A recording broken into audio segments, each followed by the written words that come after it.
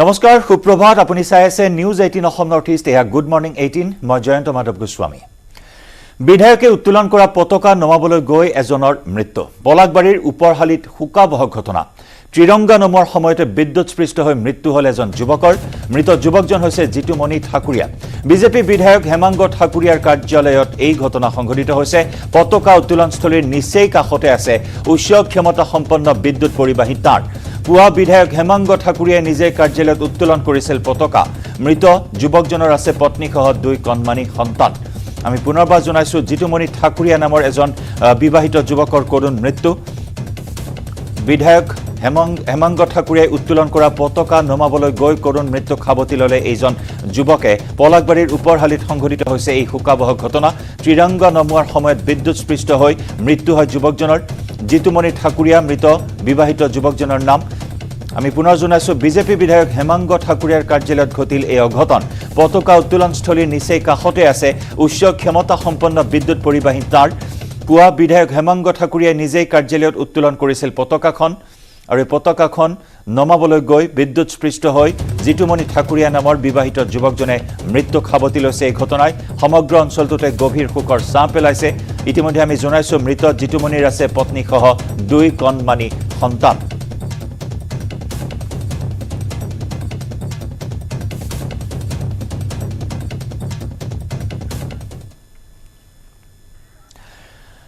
Breaking news উত্তৰ গুৱাহাটীত সংঘটিত হৈছে এটা নৃশংস হত্যাকাণ্ড ভাড়াঘৰৰ বন্ধ কোঠাত উদ্ধাৰ হৈছে এগৰাকী যুৱতীৰ মৃতদেহ মৃত যুৱতীগৰাকী জুৰিয়াৰ সোণাইপাৰাৰ আসমিনা খাতুন বুলি ইতিমধ্যে চিনাক্ত কৰা হৈছে বিছনাৰ খুটাৰে ডিঙি ঢেঁচি হত্যাৰ সন্দেহ কৰা হৈছে আৰু প্ৰেমৰ বাবেই এই নৃশংস হত্যাকাণ্ড সংঘটিত হোৱাৰ সন্দেহ কৰা হৈছে ঘটনা সংঘটিত কৰি হত্যাকাৰীয়ে পলায়ন কৰে সোধা পোছাৰ বাবে ইতিমধ্যে আটক কৰা হৈছে কেইবাজন যুৱকক ভেটামুখ নয়নপাৰাত সংঘটিত হৈছে এই হত্যাকাণ্ড এটা উদ্যোগত কাম কৰিছিল যুৱতীগৰাকীয়ে উত্তৰ গুৱাহাটীত ভাড়াতীয়া হিচাপে আছিল আসমিনা নামৰ যুৱতীগৰাকী এক নৃশংস হত্যাকাণ্ড সংঘটিত হৈছে উত্তৰ গুৱাহাটীত ভাড়াঘৰৰ বন্ধ কোঠাৰ পৰা উদ্ধাৰ কৰা হয় যুৱতীগৰাকীৰ মৃতদেহ মৃত যুৱতীগৰাকী জুৰিয়াৰ সোণাইপাৰাৰ আসমিনা খাতুন বিছনাৰ খুটাৰে ডিঙি ঢেঁচি হত্যাৰ সন্দেহ কৰা হৈছে আৰু প্ৰেমৰ বাবেই এই নৃশংস হত্যাকাণ্ডৰ সন্দেহ কৰা হৈছে ইতিমধ্যে ঘটনাস্থলীত উপস্থিত হৈ দণ্ডাধীশে নিশ্চিত কৰিছে এয়া এক হত্যাকাণ্ড আৰু হত্যাকাণ্ড সংঘটিত কৰি হত্যাকাৰীয়ে পলায়ন কৰা বুলি জানিব পৰা হৈছে আৰু ইতিমধ্যে সোধা পোছাৰ বাবে আটক কৰা হৈছে কেইবাজন যুৱকক ভেটামুখ নয়নপাৰাত সংঘটিত হৈছে এই হত্যাকাণ্ড এটা উদ্যোগত কাম কৰিছিল যুৱতীগৰাকীয়ে উত্তৰ গুৱাহাটীত ভাড়াতীয়া হিচাপে আছিল আসমিনা প্ৰেমৰ বাবে এই হত্যাকাণ্ড সংঘটিত হোৱাৰ সন্দেহ কৰা হৈছে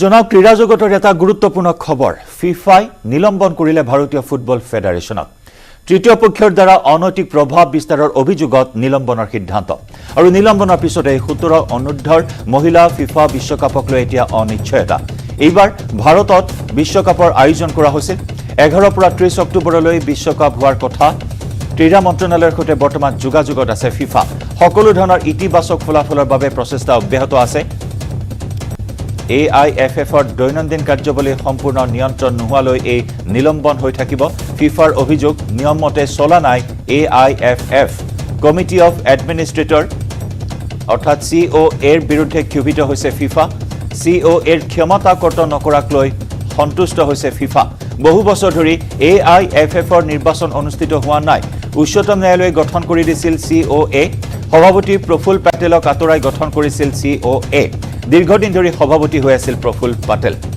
আমি পুনৰবাৰ জনাইছো 17 অনুৰ্ধৰ মহিলা বিশ্বকাপ এতিয়া অনিশ্চয়তাৰ আৱৰ্তত সোমাই পৰিছে ফিফাই নিলম্বন কৰিলে ভাৰতীয় ফুটবল ফেডাৰেশ্যনক তৃতীয় পক্ষৰ দ্বাৰা অনৈতিক প্ৰভাৱ বিস্তাৰৰ অভিযোগত নিলম্বনৰ সিদ্ধান্ত গ্ৰহণ কৰা হৈছে উল্লেখযোগ্য যে এইবাৰ ভাৰতত 17 বছৰ অনুৰ্ধৰ মহিলা ফিফা ওয়াৰ্ল্ড কাপৰ আয়োজন কৰা হৈছিল 11 পৰা 30 অক্টোবৰলৈ এই বিশ্বকাপৰ সূচী নিৰ্ধাৰণ কৰা হৈছে আৰু বৰ্তমান ক্ৰীড়া মন্ত্ৰালয়ৰ সৈতে যোগাযোগত আছে ফিফা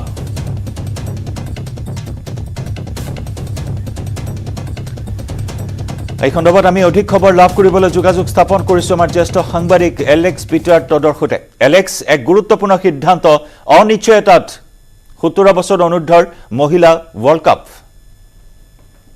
হয় জয়ন্ত এইখিনি কথা আজি এইখিনি বাতৰি যিখিনি পালো ফিফা ফালৰ পৰা AIFF ফালৰ পৰা এইটো বৰ দুৰ্ভাগ্যজনক হয়। যোৱাকালি আমি ৭৫ সংখ্যক স্বাধীনতা দিৱস পালন কৰিছিলো, কিন্তু এইটো খুবেই এটা দুৰ্ভাগ্যজনক খবৰ আহি পাইলে ফুটবল প্ৰেমীবোৰৰ কাৰণে আৰু যিসকল খেলুৱৈ। কিন্তু ইয়াত এটা কথা কিন্তু সকলো দুখটো কিন্তু অল ইণ্ডিয়া ফুটবল ফেডাৰেশ্যন, যি সময় দিয়া হৈছিলে ইলেকশ্যন পাতিবলৈ, জুলাই সময়সীমাত ধাৰ্য কৰি দিয়া হৈছিলে, কিন্তু সেইখিনিকে কৰিব নোৱাৰিলে। সাধাৰণ কথা, এইটো বৰ ডাঙৰ কথা বুলি নকওঁ, কিন্তু ইয়াত পলিটিক্সৰ কথা আছে।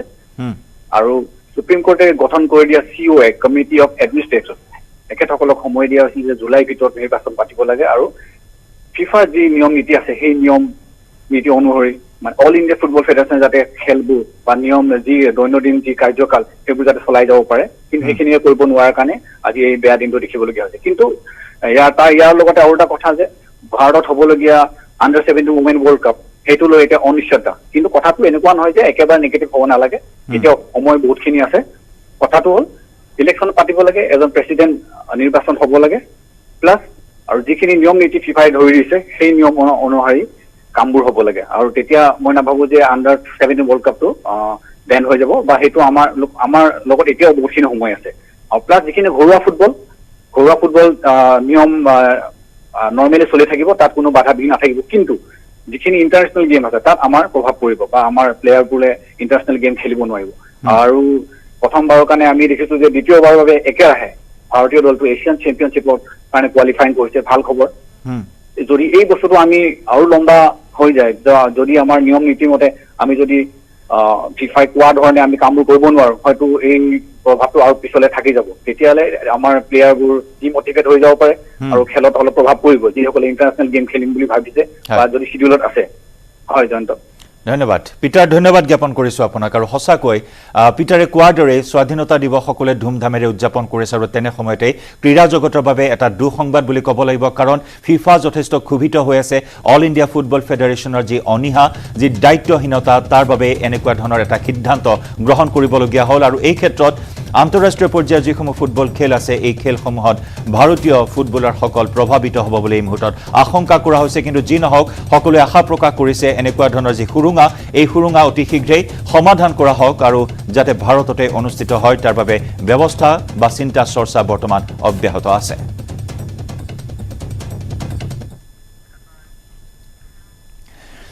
আজি প্ৰাক্তন প্ৰধানমন্ত্ৰী অটল বিহাৰী বাজপেয়ীৰ ৪ৰ্থ মৃত্যুবাৰ্ষিকী। অটল পুণ্যস্মৃতিত শ্ৰদ্ধাঞ্জলি অৰ্পণ কৰিলে প্ৰধানমন্ত্ৰী নৰেন্দ্ৰ মোদীয়ে। বাজপেয়ীৰ সোঁৱৰণত কেন্দ্ৰ তথা ৰাজ্য চৰকাৰৰ বিভিন্ন কাৰ্যসূচীৰ আয়োজন কৰা হৈছে। আমি দৃশ্য দেখুৱাইছোঁ আপোনালোকক। আজি প্ৰাক্তন প্ৰধানমন্ত্ৰী অটল বিহাৰী বাজপেয়ীৰ ৪ৰ্থ মৃত্যুবাৰ্ষিকী। অটল পুণ্যস্মৃতিত শ্ৰদ্ধাঞ্জলি অৰ্পণ কৰিলে প্ৰধানমন্ত্ৰী নৰেন্দ্ৰ মোদীয়ে। বাজপেয়ীৰ সোঁৱৰণত কেন্দ্ৰ তথা ৰাজ্য চৰকাৰে বিভিন্ন কাৰ্যসূচীৰ আয়োজন কৰা হৈছে। এয়া পুণ্যস্মৃতিৰ পৰিৱেশ আমি দেখুৱাইছোঁ। প্ৰধানমন্ত্ৰী নৰেন্দ্ৰ মোদীয়ে শ্ৰদ্ধাঞ্জলি অৰ্পণ কৰিছে ভাৰতৰ ভূতপূৰ্ব প্ৰয়াত প্ৰধানমন্ত্ৰী অটল বিহাৰী বাজপেয়ীৰ ৪ৰ্থ সংখ্যক মৃত্যুবাৰ্ষিকী। ৰাষ্ট্ৰপতি দ্ৰৌপদী মুৰ্মু আমি দেখুৱাইছোঁ। এয়া ৰাষ্ট্ৰপতি দ্ৰৌপদী মুৰ্মুৱে শ্ৰদ্ধাঞ্জলি অৰ্পণ কৰিছে পুণ্যস্মৃতিত।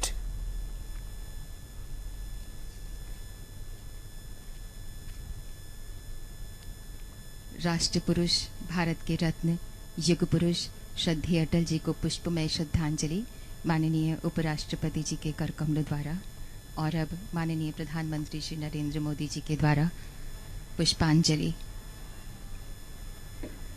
वे कहते थे, कितने पत्थर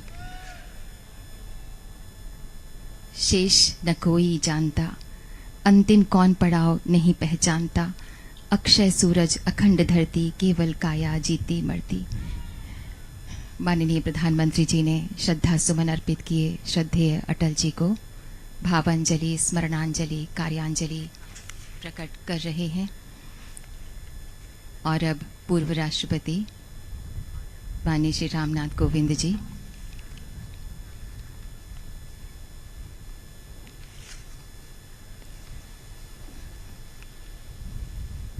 माननीय लोकसभा अध्यक्ष श्री ओम बिरला जी के द्वारा श्रद्धा सुमन, राष्ट्रीय अध्यक्ष श्री JP नड्डा जी,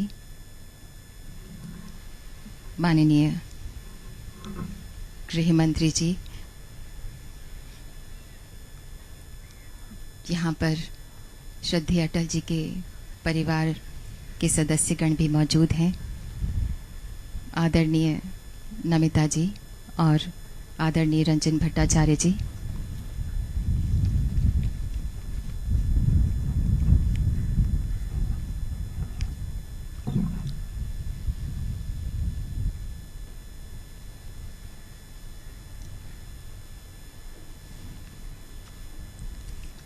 जय जवान जय किसान के साथ जय विज्ञान को जोड़ना उनके दूरदर्शिता का परिणाम था और श्रद्धेय अटल जी के लिए श्रद्धानथ भावांजलि देते हुए आदरणीय नमिता जी।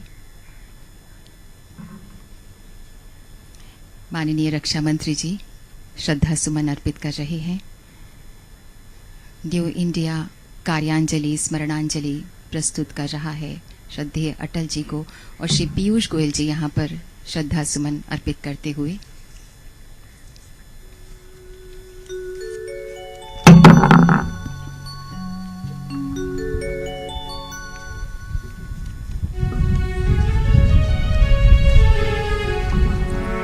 यहाँ पर आज आइए अटल जी कुछ আৰু ৰাজনীতিৰ অজাত শত্ৰু প্ৰাক্তন প্ৰধানমন্ত্ৰী অটল বিহাৰী বাজপেয়ীৰ চতুৰ্থ মৃত্যুবাৰ্ষিকীত সশ্ৰদ্ধা প্ৰণাম জনাইছে আজি সকলোৱে। আহিছো পৰৱৰ্তী খবৰলৈ। স্বাধীনতা দিৱসৰ আনন্দ উল্লাসৰ মাজতে কলিয়াবৰত ভয়ংকৰ পথ দুৰ্ঘটনা। ৰৈ থকা টেংকাৰত প্ৰচণ্ড জোৰে খুন্দা এখন ছুইফট ডিজায়াৰৰ জখলাবন্ধাৰ ৰাঙলুত সংঘটিত হৈছে এই দুৰ্ঘটনা আৰু যি দুৰ্ঘটনাত থিতাতে নিহত হৈছে দুজন যাত্ৰী। এই ভয়ংকৰ দুৰ্ঘটনাত আহত হৈছে আন ৫ জনকৈ আৰোহী। নিহত দুজন ঢেকিয়াজুলিৰ শামছুল হক আৰু সিৰাজুলিৰ আনচাৰুল হক। ইপিনে আহত ৫ জনক ভৰ্তি কৰোৱা হৈছে চিকিৎসালয়ত। উল্লেখযোগ্য যে কাজিৰঙাৰ পৰা ঢেকিয়াজুলি অভিমুখী আছিল ছুইফট ডিজায়াৰ বাহনখন। এখন ছুইফট বাহনৰ লগতে ১৩খন বাইক লৈ কাজিৰঙালৈ ফুৰিবলৈ আহিছিল যুৱকৰ দলটো। ৰাইজৰ অভিযোগ ৩৭ নম্বৰ ৰাষ্ট্ৰীয় ঘাইপথৰ ওপৰতে টেংকাৰখন ৰখাই থোৱাৰ ফলত সংঘটিত হয় এই দুৰ্ঘটনা। লগতে ঘটনাস্থলীত সময়মতে এম্বুলেন্স উপস্থিত নোহোৱাটো ক্ষুব্ধ হৈ উঠে স্থানীয় ৰাইজ। আমি দেখুৱাইছো দুৰ্ঘটনাৰ দৃশ্য। এই ছুইফট ডিজায়াৰ বাহনখনত থকা 2 আৰোহী থিতাতে প্ৰাণ হেৰুৱাইছে, আনহাতে আহত হৈছে আন ৫ জনকৈ যাত্ৰী। স্বাধীনতা দিৱসৰ আনন্দ উল্লাসৰ মাজতে কলিয়াবৰত সংঘটিত হ'ল এই ভয়ংকৰ পথ দুৰ্ঘটনা। ৰৈ থকা টেংকাৰত প্ৰচণ্ড জোৰে খুন্দা এখন ছুইফট ডিজায়াৰৰ জখলাবন্ধাৰ ৰাঙলুত সংঘটিত হয় এই শোকাবহ দুৰ্ঘটনা। ভয়ংকৰ দুৰ্ঘটনাত আহত হৈছে আন ৫ জনকৈ আৰোহী। নিহত দুজনৰ পৰিচয় আমি জনাইছো ঢেকিয়াজুলিৰ শামছুল হক আৰু সিৰাজুলিৰ আনচাৰুল হক। ইপিনে আহত ৫ জনক ভৰ্তি কৰোৱা হৈছে চিকিৎসালয়ত। কাজিৰঙাৰ পৰা ঢেকিয়াজুলি অভিমুখী আছিল ছুইফট ডিজায়াৰ বাহনখন। এখন ছুইফট বাহনৰ লগতে ১৩খন বাইক লৈ কাজিৰঙালৈ ফুৰিবলৈ আহিছিল যুৱকৰ দলটো। ৰাইজৰ অভিযোগ ৩৭ নম্বৰ ৰাষ্ট্ৰীয় ঘাইপথৰ ওপৰতে টেংকাৰখন ৰখাই থোৱাৰ ফলত সংঘটিত হৈছে এই দুৰ্ঘটনা। লগতে ঘটনাস্থলীত সময়মতে এম্বুলেন্স উপস্থিত নোহোৱাটো ক্ষোভ প্ৰকাশ কৰে স্থানীয় ৰাইজে।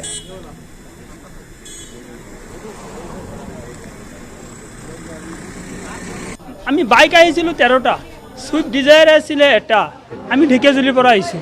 আমি কাজিৰঙা গৈছোঁ, গৈ পেলাই তাৰ পৰা ৰিটাৰ্ণ হৈছোঁ। ৰিটাৰ্ণ হোৱাৰ পিছত ৰাঙলুৰ পেট্ৰল পাম্পৰ ওচৰত এটা টেংকাৰ ৰখা আছে হাইৱেৰ ওপৰতে। আমাৰ গাড়ীটো বেগতে আছিলে, স্পীড আছিল। স্পীডৰ পৰা ব্ৰেক ফেইল হৈ পেলাই আহি পেলাই টেংকাৰত মাৰিছে। টেংকাৰটো হাইৱেৰ ওপৰত আছিল কাৰণে লাগিছে, যদি মাটিত থাকিলে হয় নালাগিলে হয় কাটি আহিব পাৰিলে। ইয়াতে অলৰেডি 2জন স্পট বৰ্তমান ইয়াত 2জন তিনিজন ৰেফাৰ কৰা হৈছে আৰু বাকী 5জন ৰেফাৰ কৰা হৈছে আৰু 2জন মানে মৰিছে। 7জন আছে নেকি? 7জন আছে। আজি পুনৰ ব্ৰহ্মপুত্ৰৰ বুকুত চলিব উদ্ধাৰ অভিযান। সোমবাৰে নিখোজ হৈছিল কিশোৰ বিশাল ঘোষ। ব্ৰহ্মপুত্ৰত গা ধুবলৈ গৈ উটি গৈছিল বৰিপাৰাৰ বিশাল। উদ্ধাৰৰ বাবে SDRF নদী আৰক্ষীয়ে অভিযান চলাইছে। সোমবাৰে সন্ধিয়ালৈকে চলিছিল উদ্ধাৰ অভিযান। গা ধোৱাৰ পূৰ্বে বিশালে প্ৰস্তুত কৰিছিল এটা ভিডিঅ'। ব্ৰহ্মপুত্ৰৰ পাৰত উদ্ধাৰ কৰা হয় গাৰ কাপোৰ আৰু চাইকেল। আজি পুনৰ ব্ৰহ্মপুত্ৰৰ বুকুত উদ্ধাৰ অভিযানত নামিছে উদ্ধাৰকাৰী দল। বিশাল ঘোষ নামৰ কিশোৰটিৰ সন্ধানত এনেদৰে উদ্ধাৰ অভিযান আজি পুনৰ চলোৱা হৈছে। ব্ৰহ্মপুত্ৰত গা ধুবলৈ গৈ উটি গৈছিল বৰিপাৰাৰ বিশাল নামৰ এই কিশোৰজন। উদ্ধাৰৰ বাবে বৰ্তমান SDRF নদী আৰক্ষীয়ে অভিযান চলাইছে ব্ৰহ্মপুত্ৰৰ বুকুত। সোমবাৰে সন্ধিয়ালৈকে চলোৱা হৈছিল উদ্ধাৰ অভিযান। উল্লেখযোগ্য যে গা ধোৱাৰ পূৰ্বে বিশালে প্ৰস্তুত কৰিছিল এটা ভিডিঅ'। ইতিমধ্যে ব্ৰহ্মপুত্ৰৰ পাৰৰ পৰা উদ্ধাৰ কৰা হয় গাৰ কাপোৰ আৰু চাইকেল। আমি দেখুৱাইছো উদ্ধাৰ অভিযানৰ দৃশ্য। SDRF আৰু নদী আৰক্ষী আজি পুৱাৰে পৰা পুনৰ চলাইছে উদ্ধাৰ অভিযান। আৰু নৈত নমাৰ পূৰ্বে এয়া চাইকেলখনৰ সৈতে এটা ভিডিঅ' প্ৰস্তুত কৰিছিল বিশাল ঘোষ নামৰ এই কিশোৰজনে। আৰু তাৰ পিছতেই ব্ৰহ্মপুত্ৰৰ বাঢ়নি পানীয়ে উটুৱাই লৈ যায় কিশোৰজনক। हाय दोस्तों, हम लोग आ गए हैं नदी में। यहाँ पे हमारा BMW भी है। देखिए पूरा तरीके से भीग गया है। इसको हम नहा लिया है। अभी ये भी शटर करेंगे। अभी ये देखिए, ये हम लोगों का BMW है। अभी सो रहा है। अभी बहुत अच्छा है। आज ठंडा का दिन है।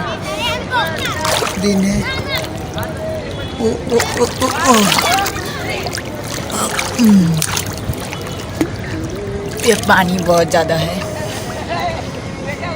हम लोग अभी चक्कर के यहाँ पे हैं। अभी हम लोग मारेंगे लॉन्ग जंप। 11:30 দিকে আইছে, কইছি দিদি আমি স্নান করতে যাই, স্নান করে আমি আইতাছি জলদি। আমি কইছি জলদি আমি 12টার দিকে আমার ভিডিও কল করে কইছে আমি স্নান করে বাইরেতেছি। আমি কইছি ঠিক আছে জলদি আয়। তারপর আমি ফোন করি আর ফোনই উঠায় না ও। তখন দিকে ফোন করছি, তারপর আমি 1:30টার দিকে বাইরেছি, বাইরে খুঁজতে এদিকে আইছি, দেখি সাইকেল আছে কাপড় আছে কিন্তু ও নাই। অপাৰেশ্যন শেষ কৰালৈকে উদ্ধাৰ কৰিব পৰা নহ'ল। আৰু আপোনাৰ ল'ৰাজনৰ নাম আছিলে বিশাল ঘোষ, 17 ইয়াৰ্ছ, বৰিপাৰাত ঘৰ। কালি চলাৰ কথা কৈছে তেখেতলোক যিটো ঘৰত।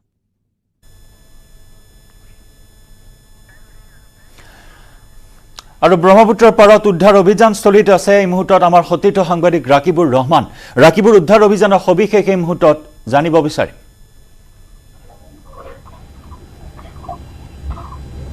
হয় জয়ন্ত, নিশ্চয়কৈ ক'ব লাগিব এক চাঞ্চল্যকৰ ঘটনা সংঘটিত হৈছিল স্বাধীনতা দিৱসৰ বিয়লি। আৰু সেইদিনা কালি পাণ্ডুঘাটত এজন 17 বছৰীয়া কিশোৰ যাৰ নাম বিশাল ঘোষ, তেওঁ স্নান কৰিবলৈ আহিছিল। স্নান কৰাৰ পূৰ্বে তেওঁ কিছু পানীৰ সৈতে কিছু ধেমালি কৰিছিল আৰু তেওঁ ভিডিঅ' প্ৰস্তুত কৰিছিল। আৰু তাৰ পাছতে তেওঁৰ জীৱনলৈ নামি আহিছিল কাল অমানিশা। আৰু মহাবাহৰ বুকুত সেই কিশোৰজন নিমিষতে নিখোজ হৈ যায়। আৰু তাৰ পাছতে তেখেতৰ যিহেতু পৰিয়ালবৰ্গই তেওঁক বাৰে বাৰে যোগাযোগ কৰিবৰ কাৰণে চেষ্টা কৰিছিল, তেখেতৰ কোনো সন্ধান লাভ কৰিব নোৱাৰি বা তেখেতক যোগাযোগ কৰিব নোৱাৰি। তেওঁলোকে এই পাণ্ডুৰ নদীঘাটলৈ আহি তেওঁৰ চাইকেল, কাপোৰ আৰু মোবাইল তেওঁলোকে উদ্ধাৰ কৰিবলৈ সক্ষম হয়। তাৰ পাছতে নদী আৰক্ষী, জালুকবাৰী আৰক্ষী আৰু SDRFে কিশোৰজনৰ সন্ধানত পাণ্ডুৰ ঘাটত অভিযান অব্যাহত ৰাখিছিল। কিন্তু সন্ধিয়া আন্ধাৰ নামি অহাৰ বাবে সেই অভিযান সিমানতে সমাপ্ত কৰিছিল। আৰু আজি পুনৰ পুৱা এই পাণ্ডুঘাটত সেই নিখোজ কিশোৰজনৰ সন্ধান কৰিবৰ কাৰণে SDRF আৰু যি অগ্নি আৰু জৰুৰী সেৱাৰ যি বাহিনী যিসকল লোক আছে তেওঁলোকে ইতিমধ্যে ইয়াত উপস্থিত হৈছে আৰু তেওঁলোকে অভিযান আৰম্ভ কৰিবলৈ লৈছে। আৰু বৰ্তমান তেওঁলোক আহি যিহেতু উপস্থিত হৈছে আৰু SDRFৰ যিহেতু দুবাৰো আপোনালোকে আমাৰ কেমেৰা স্ক্ৰীণত আপোনালোকে দেখা পাই আছে, SDRF এয়া দুবাৰো আহি উপস্থিত হৈছে। আৰু অন্যান্য যিসমূহ জৰুৰী সেৱাৰ যিসকল লোক আছে তেওঁলোক ইতিমধ্যে আহি উপস্থিত হৈছে। কিশোৰজনৰ যিহেতু সন্ধান কালি লাভ কৰিবলৈ সক্ষম নহ'ল, গতিকে আজি পুনৰ তেখেতৰ সন্ধান চলাবলৈ কাৰণে তেওঁলোকে যত্ন কৰিব। আৰু তেওঁৰ যিহেতু এইখিনি ঠাইতে মই কিছু দৃশ্য দেখাব বিচাৰিছোঁ, এইখিনি ঠাইতে আপোনালোকে যিটো ভিডিঅ' আমাৰ কেমেৰা স্ক্ৰীণত দেখা পাইছিলে, এইখিনি ঠাইতে কিশোৰজনে তেখেতৰ অন্তিমটো ভিডিঅ' প্ৰস্তুত কৰিছিল। আৰু ভিডিঅ'টো প্ৰস্তুত কৰি থকা সময়ত তেখেতক যথেষ্ট উৎফুল্লিত অৱস্থাত দেখা গৈছিল। আৰু তেওঁ যিহেতু স্বাধীনতা দিৱসৰ কথাও তেওঁ উল্লেখ কৰিছিল আৰু তেওঁ নিজৰ মৰমৰ যিহেতু চাইকেলখনৰ কথা তেওঁ বাৰে বাৰে উল্লেখ কৰিছিল, নিজৰ চাইকেলখনক তেওঁ BMW বুলি কৈছিল। আৰু ক'ব লাগিব এজন পিতৃহাৰা কিশোৰ, অতি দৰিদ্ৰ ঘৰৰ এজন কিশোৰ, জ্যেষ্ঠ ভগ্নী আছে আৰু মাতৃ আছে। আৰু সেই দুয়ো জ্যেষ্ঠ ভগ্নী আৰু মাতৃৰ বাবে তেওঁ একমাত্ৰ সাৰথি আছিল। আৰু তেনে এটা ঘটনা সংঘটিত হোৱাৰ ফলত তেওঁলোকৰ যি পৰিয়ালবৰ্গৰ মূৰত সৰগ ভাগি পৰিছে জয়ন্ত। আৰু যিহেতু ইতিমধ্যে আপোনালোকে দেখা পাই আছে, এয়া SDRFৰ দল ইতিমধ্যে তেওঁলোকে প্ৰস্তুতি আৰম্ভ কৰিছে। তেওঁলোকৰ যিহেতু উদ্ধাৰ অভিযান কিছু সময়ৰ পাছত আৰম্ভ হ'ব, চলিব।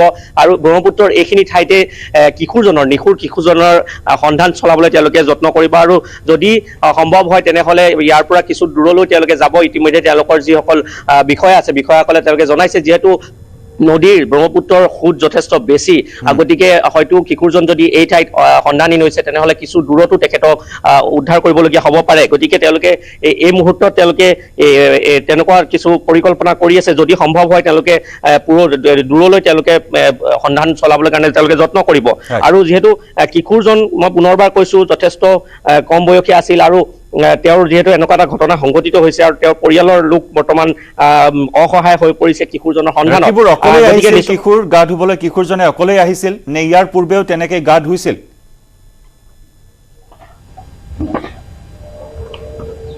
হয় আমাৰ হাতত আহি পৰা তথ্য অনুসৰি আৰু তেওঁলোকৰ যিহেতু পৰিয়াল আৰু অন্যান্য আৰক্ষী যিসকল লোক আছে তেওঁলোকে জনোৱা মতে কিশোৰজন তেওঁলোক অকলেই ইয়ালৈ আহিছিল আৰু অহাৰ পূৰ্বে তেওঁলোক পৰিয়ালক কৈছিল যে তেওঁ স্নান কৰিবলৈ আহিছে আৰু পৰিয়ালক অৱগত কৰি আহিছিল আৰু এটা কথা মই এইখিনিতে ক'ব বিচাৰিছোঁ বিগত বৰ্ষত এই পাণ্ডুঘাটতে আন এক শোকাৱহ ঘটনা সংঘটিত হৈছিল য'ত 4জনকৈ কিশোৰে নিজৰ প্ৰাণ হেৰুৱাব লগা হৈছিল তাৰ 3জন কিশোৰৰ উদ্ধাৰ কৰিবলৈ সক্ষম হয় কিন্তু এজন কিশোৰক এতিয়া পৰ্যন্ত তেওঁৰ কোনো সন্ধান লাভ কৰিবলৈ সক্ষম হোৱা নাই ক'ব লাগিব এনে ঘটনা পুনৰাবৃত্তি হোৱাটো যথেষ্ট দুখৰ বিষয় সুৰক্ষাৰ ক্ষেত্ৰত কিছু আছে কৰণীয় নিশ্চয় কাৰণ ধাৰাবাহিক ৰূপত এনেকুৱা ধৰণৰ ঘটনা সংঘটিত হৈ আছে গতিকে প্ৰশাসনে এই ক্ষেত্ৰত গুৰুত্ব আৰোপ কৰাৰ নিশ্চয় এটা থল আছে ৰাকিবুৰ বিদায় জনাম আপোনাক আৰু এই শোকাবহ ঘটনা সংঘটিত হৈছে পৰিয়াল যথেষ্ট উদ্বিগ্ন হৈ আছে এতিয়াও কোনো সন্ধান উদ্ধাৰকাৰী দলে লাভ কৰিবলৈ সক্ষম হোৱা নাই ব্ৰহ্মপুত্ৰৰ বুকুত নিখোজ হোৱা এই কিশোৰটিৰ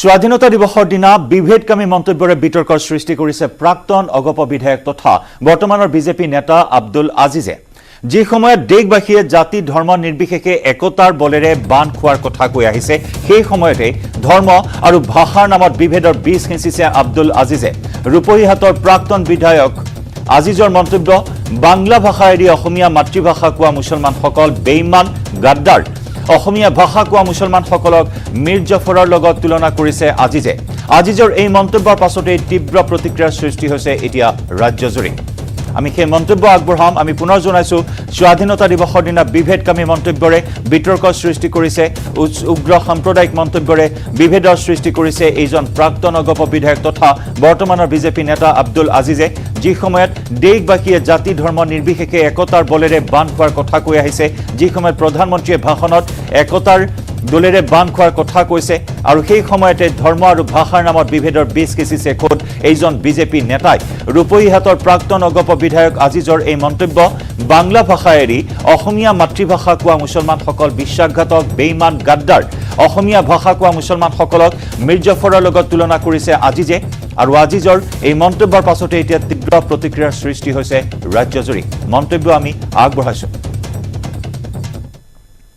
আজি বঙাল দেশ হিন্দু মুছলমান আমি বঙাল দেশ হিন্দুসকল নহয় সেইকাৰণে আজি অসমৰ মিয়া মুছলমানৰ ইমান বেজ্জতি ইমান অপমান ইমান বেজ্জতি কিয় নিজৰ মাতৃভাষা জলাঞ্জলি দিছে নিজৰ মাতৃভাষা বাদ দি অসমীয়া লিখিছে এইবিলাকৰ নিচিনা বেইমান গাদ্দাৰ মিৰ্জাফৰ জাতি পৃথিৱীত নাই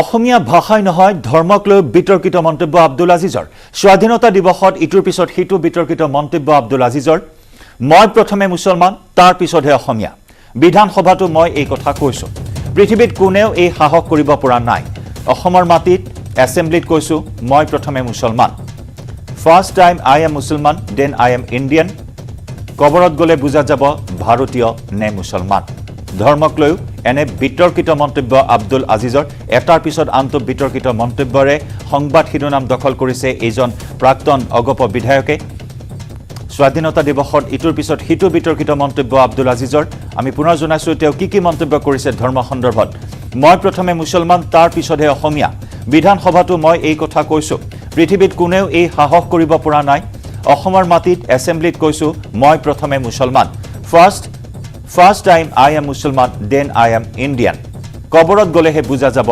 ভাৰতীয় নে মুছলমান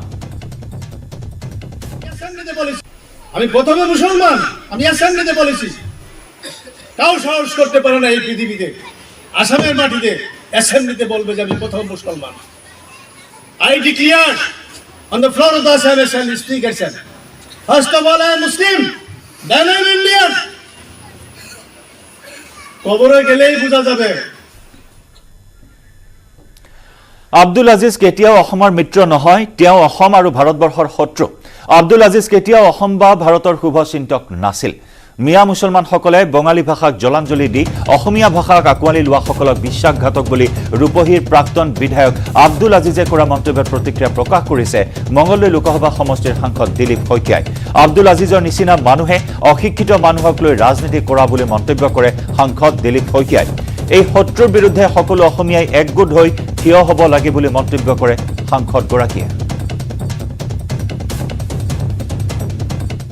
আব্দুল আজিজহঁতৰ নিচিনা ব্যক্তি কেতিয়াও অসম ৰাজ্যখন বা দেশখনৰ শুভচিন্তক নাছিল আৰু ভৱিষ্যতেও নাথাকে।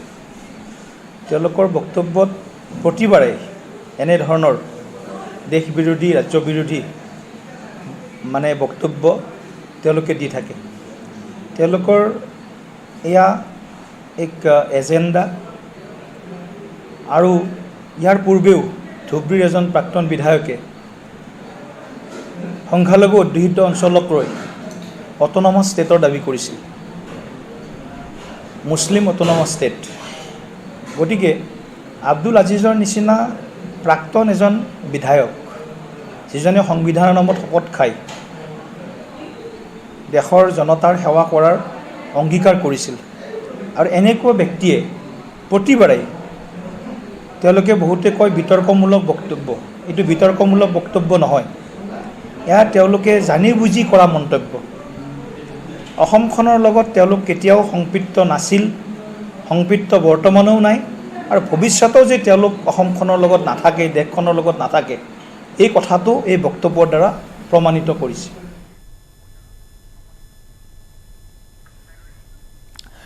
আমাৰ সতীৰ্থ সাংবাদিক ভাস্কৰজ্যোতি হাজৰিকাৰ সৈতে এই মুহূৰ্তত আমি সংযুক্ত হৈছো। ভাস্কৰ, আব্দুল আজিজৰ কেইবাটাও বিতৰ্কিত মন্তব্য, স্বাধীনতা দিৱসৰ দিনটোত ধৰ্মক লৈ বিতৰ্কিত মন্তব্য, সমান্তৰালকৈ অসমীয়া জাতি অসমীয়া ভাষাক লৈ বিতৰ্কিত মন্তব্য আগবঢ়াইছে আব্দুল আজিজে। এই মুহূৰ্তত কোনে কেনেকুৱা ধৰণৰ প্ৰতিক্ৰিয়া প্ৰকাশ কৰিছে? চাওক জয়ন্ত, সেই স্বাধীনতা দিৱসৰ সেই দিনটোতেই আচলতে ৰূপহীহাটৰ প্ৰাক্তন অগপৰ বিধায়ক বৰ্তমানৰ বিজেপিৰ নেতা আব্দুল আজিজৰ এখন ভাষণত দিয়া এটা মন্তব্যক লৈ তোলপাৰ লাগিছে। অকল ভাষাক লৈ নহয়, তেওঁলোকে ধৰ্মক লৈ আচলতে বহু বিতৰ্কিত মন্তব্য আগবঢ়াইছিল। আৰু এই মুহূৰ্তত মোৰ লগত আছে ৰূপহীহাট সমষ্টিৰ বিধায়ক নুৰুল হুদা ডাঙৰীয়া।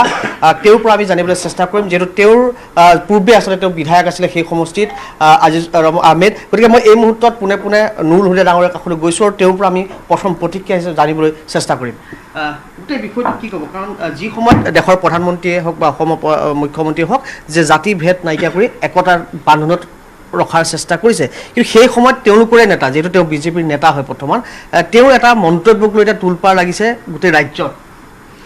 যোৱাকালি ভাৰতবৰ্ষৰ স্বাধীনতা দিৱস আছিলে, আৰু এই স্বাধীনতা দিৱসত আমি সকলো জাতি জনগোষ্ঠী একেলগে ঐক্যবদ্ধভাৱে সংবিধানক ৰক্ষা কৰি আমি চলাৰ যি প্ৰতিশ্ৰুতি, সেই প্ৰতিশ্ৰুতি বিজেপি দলৰ নেতা প্ৰাক্তন বিধায়ক আব্দুল আজিজ ডাঙৰীয়াই ভংগ কৰিলে।